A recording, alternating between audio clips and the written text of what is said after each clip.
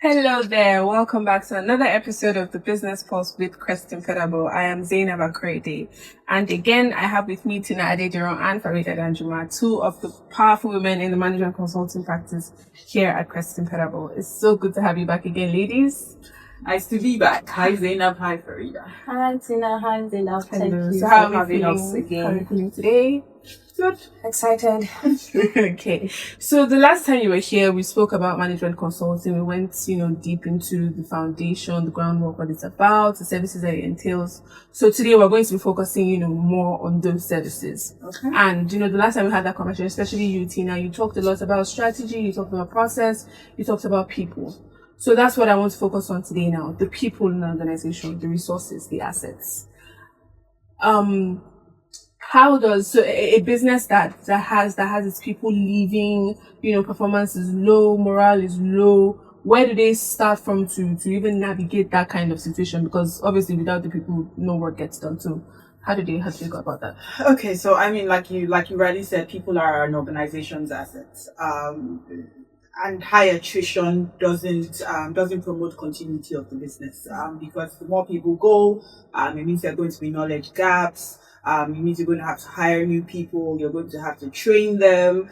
Even the cost of recruitment, the time lost. There's a lot that goes into bringing people into an organization, and of course, repeating that process in itself is also time and cost heavy. Mm-hmm. So there are lots of ways to look at it. I mean, and many times it's a chicken and the egg situation. Do you give employees all that they want, all that they seem to need to keep them? Or do employees give you all of themselves, then you reward them? So at the end of the day, organizations just need to develop strategies around how they manage their people. And of course, organizations need to be transparent in those policies around people, such that people within the system appreciate that it's always fair. Appreciate that whatever it is that happens to them within the organization is happening on a fair basis based on the policy that exists. So it's difficult to please everybody, like they say. So no matter how strong, no matter how healthy your policies are, no matter how competitive your salaries are, people would always have different visions. People would always, sometimes there would be misalignment. Even people who shared your vision when they joined might 2 years down the line decide that their vision has equally changed. So whilst it's important to find people who are a culture fit for the organization, who share the organization's value, the truth is you can't always get it right. And even when you have those people, so what we would say as professionals is, of course, make sure that all those policies are in place, make sure that you have good plans for your employees, make sure that you have a decent and competitive succession structure. People need to see where they're going. People need to see and appreciate that there's growth within the system. Nobody comes to sit in an organization in a position without promotion, without growth. They need to see that, whatever it is I give, I'm rewarded for it. They need to see that if they give even a little more, they are promoted even more for it. So people need to get a sense of the fact that, look, if I do more, I'm going to get rewarded even more than, the next guy who did, maybe just enough. So once those policies are in place, you try to hire right. So even your hiring policy, you need to be clear on who it is you're looking for. So, gone are the days where employees or employers only focused on technical skills. You have to look at soft skills. You have to go and look at behavioral attributes. Do you match my culture? Are you going to come here and fit in, or are you going to come here and stand out in a way that makes you uncomfortable? Because standing out can be positive or negative. So just make sure that you as an employer at least do all those things that you should do, have all those things that you should have in place. And, those who would stay with you would stay with you, and you know that they would stay with you for the right reasons. So, I mean, of course, at some point you might have some disgruntled employees for different reasons. I mean, there are sometimes things that happen from a performance perspective, or even from a code of conduct perspective that, you don't have complete control over. I mean, even a woman getting married or her family deciding to relocate is not something you as an organization have control over. So you can't control every aspect of the people that work within you. But it is important that you create the right policies, the right structures to be able to attract the right people. Chances are that you will keep them. And if you have the right policies in terms of their benefits, their rewards, the culture of the organization, chances are that you will have people stay longer. But will people leave? Yes. People will always leave the organization. So it's just how able you are to manage that attrition. To keep it to the minimum, ensure you have a healthy environment, balanced environment. With today's work, we've never had a time where we had 4 generations in the same workforce the way we do in these times. So you have, all the way from the millennials now, to Gen Z. How do HR professionals manage dealing and, interacting with those different styles of work, those different, it's a rich mix of personalities. And I don't think HR professionals have ever had it more difficult in terms of knowing how to manage the different kinds of people. But organizations must do what they have to do. But what we would say is make sure you have those right policies in place such that should things happen, you're able to respond quickly, and proactively. Okay, thank you very much. That's so much that she has unpacked there. So now coming to you, Farida. We've spoken about the people now. She touched on, a bit on performance, and I want to focus on that. What is the importance of an organization having a performance management system? How does that affect the employees? So I feel like performance management has evolved over the years. With performance management before, it's really very traditional. It's almost like, every year we're going to give you a report card of what you've done. But now, performance management is not even all about that now. It's how you are looking at how you want your employees to grow with you. So it's more focused on their growth. How can we help them to grow in order to also push the business forward, right? So it's very important for employees to always have that in mind. It's just like we've discussed, employees are your greatest assets. If you don't have anybody working for you, then there's no business, because then who does the work, even if you keep getting clients work, right? So it's just helping your employees, trying to see, okay, it's not just about, we are going to today, you did not do well, or this year, you did not do well, so 0. No, It has to be structured. Yes, and it has to be continuous. You don't wait till the end of a year for you to evaluate your employees and help them grow. So it's a continuous process. It could be quarterly. Some even do it more than before a full quarter. Once they notice that their team or their people are struggling with so they help them to come in, what areas do you need to improve, what are the skills you need, how can we help you grow, and it's the employees to become more acceptable to it, because then they know that it's not just they're trying to see what I'm doing wrong, they're trying to help me instead, how they are seeing it to be better. Okay, so speaking on the skills now, how can you assist to build that? Is it a thing of speaking to the employee and finding out, okay, what is it that you want, or what kind of system runs around that? Okay, so like I said, you can't please everyone. Not everybody would be happy with whatever system, whatever framework you use to measure performance or to improve performance generally. But I like what Farida said. It's not about trying to identify their shortcomings. It's about trying to see what development areas they require. So yes, on an ongoing basis, and like she said, it's not even about having a formal monthly session. It's about really understanding what your employees' aspirations are, having annual goal review sessions, what you want to achieve for yourself this year. Because the more you do those, the more you're able to align the employees' growth to the skills requirements of the organization. So you can get to a point where you even realize that, okay, you know what, maybe this team member is actually better suited for another team, because the team members' goals and aspirations clearly do not align with the goals and aspirations of that particular team. So it's really about continuous engagement. So yes, in every role, there are skills requirements, hence you have a job description. But to the extent that job has been delivered, what are those other things that will, first of all, enable the person to deliver it easier, enable the person to deliver it better, and enable the lack of friction for in terms of how teams collaborate with each other.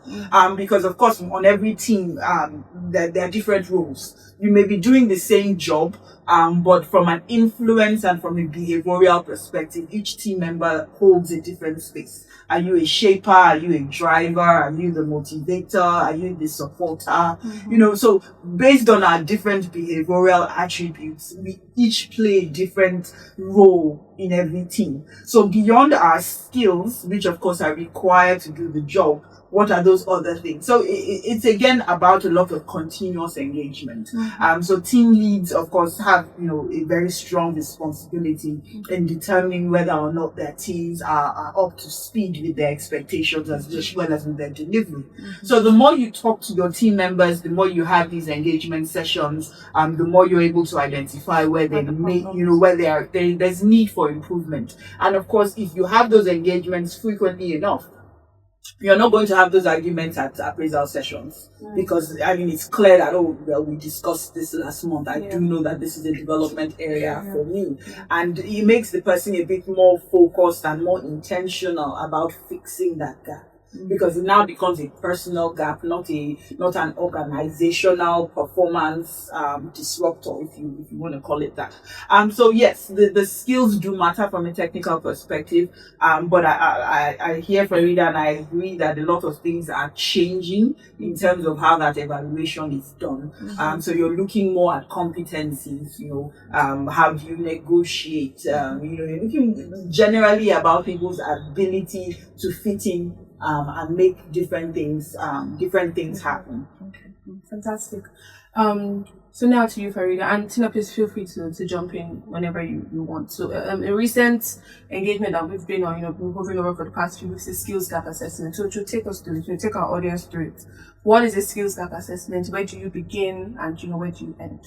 Okay, so for most organizations, they have people, right, doing different things. So you come in, you have your JD, you have what you're supposed to be doing, and then for some reason, and it might not even just be like you notice anything happen. It could just be that you feel like these people can do more, or they can fit into different roles, or maybe just the roles are not aligning to their roles. You feel like, okay, they need to do better, or they might fit in better in another place, just like Tina had explained. So basically, you're trying to assess, just like the name implies, they're assessing their skills and based on what their role is. So for example, you are supposed to be like maybe a head chef, right? And you have other chefs under you. You have maybe the cleaners, the people, the kitchen assistants, and you're trying to understand that, okay, is this head chef even doing what he's supposed to do? So is he the one looking, making sure that in terms of compliance, dishes are looking good, in terms of taste is consistent? Is he doing that? So basically, what he's supposed to do is he doing it, and does he have the skills? And like, if he doesn't, or are there gaps? So what are the training needs? How do we help you to close those gaps? So that's where you start to identify the training needs of, and that's where we as consultants come in, because we are then looking at it full circle. So we are looking at saying that, okay, this is your job, this is what you were intended to do. Even as the business evolved, did you evolve to fill in those gaps? And then if you need trainings to filling those gaps, what are those training needs, to advise, and then how frequent you need to do them, and so basically it's just looking at assessing what you're doing currently, what you could be doing, and what are your training needs. Okay. To add to that, and I mean, I'm saying this from the perspective of the business owner. With SMEs, for example, obviously their intent is to get as much from any one individual as possible. Such that you end up perhaps paying one person for 5 people's work. That in itself is a problem.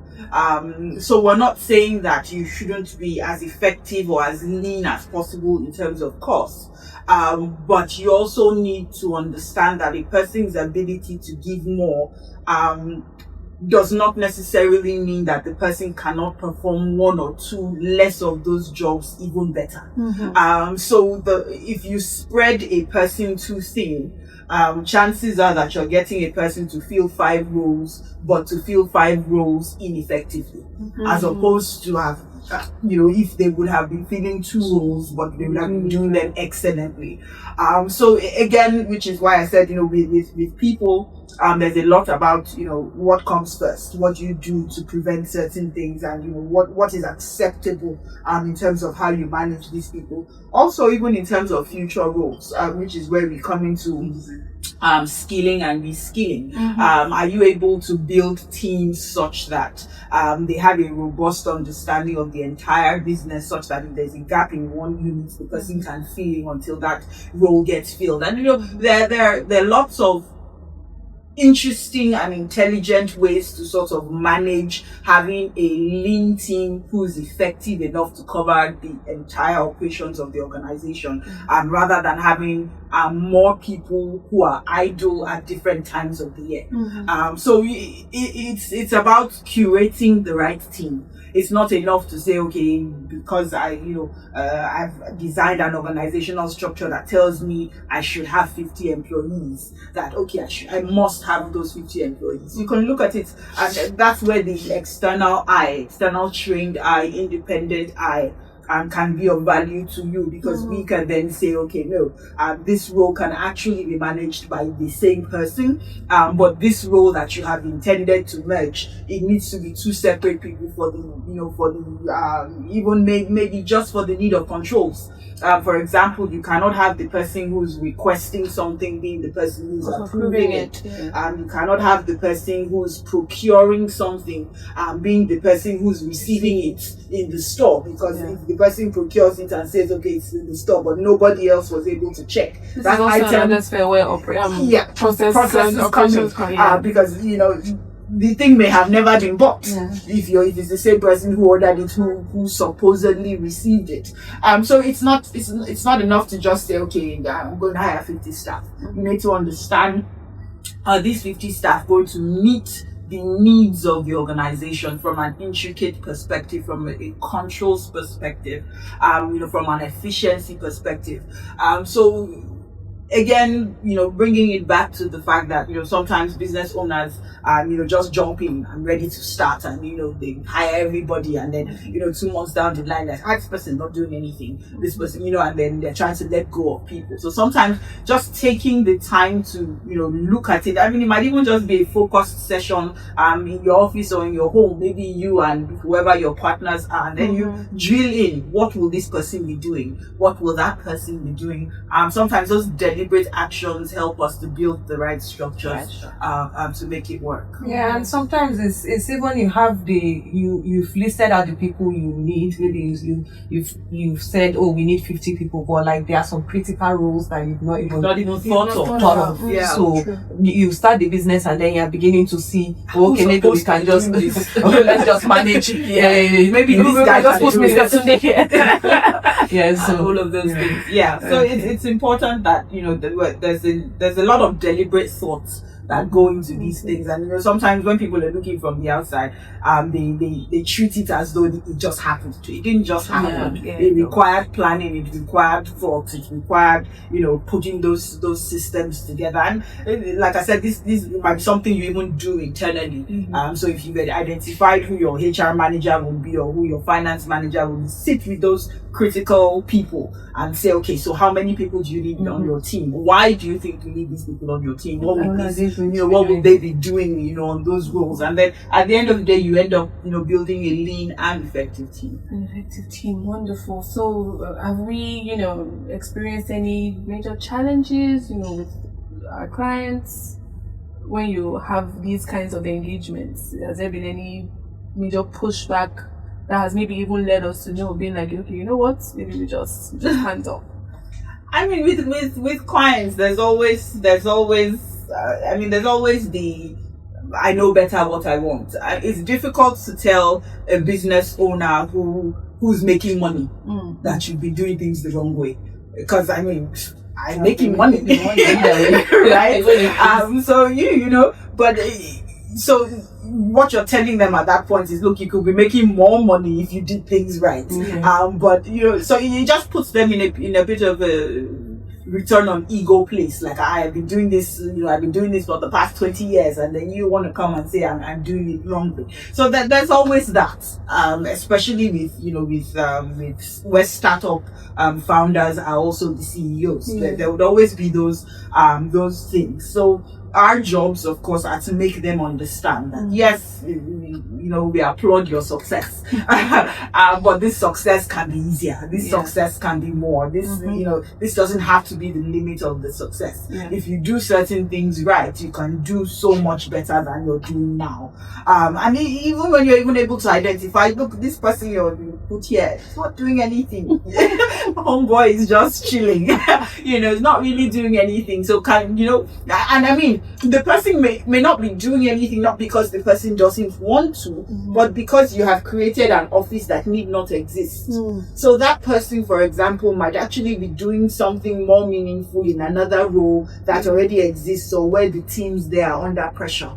So just sometimes an independent external eye gives you, allows you to focus on some areas where you may have overlooked. So there would always be those pushbacks, but we'll continue to manage. And continue why you give consultants people. I mean, Tina has said it all. Clients can be, like I said, we've spoken about before. Clients can be very resistant. Sometimes you just like Tina has said, you have somebody there. I don't know if it's that they get used to the person and they feel like maybe the person has been there for 15 years and now we can't just, yes, the consultant has said the person need not be there, but like we can't also pull out the person because they feel like they've been committed to the business for a long time, right? So just finding that balance sometimes with clients and then making them understand that, oh, okay, we're not even telling you to take up the person of the team. Maybe just push him to where he can perform better, right? Or can be more efficient for the business. Okay, so just to round up, I mean, in the HR consulting sphere, just in this conversation, we've touched performance management, we've touched skills gap, we've touched learning and development. Do you have a service favorite? Anything that jumps out to you? So for me, it's always around that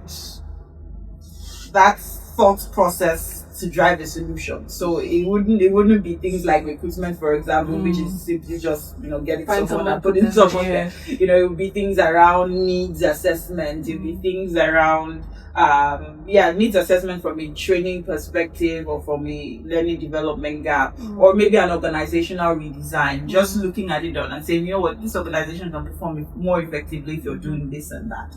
So for me, anything that requires me to think through the process, think through how you're doing things now, think through what your gaps are, think through how to improve on your processes around your talent management. Those would be my things that for me are more interesting. So things more around HR model audits, auditing how your HR function exists as a whole. That would certainly be. I think it's safe to call you another Albert Einstein. For you, Farida? So for me, I would say strategy. I just love strategy. For me, different kind of strategy. I just want to come in and see that you have a problem and I'm solving it for you and I'm giving you innovative ideas to push you forward. So for me, I like thinking deep. I like being strategic. I like going into. Okay, thank you so much, ladies. And that, ladies and gentlemen, has been the Business Pulse with Kristen Pedabo. Thank you for tuning in. See you in the next episode.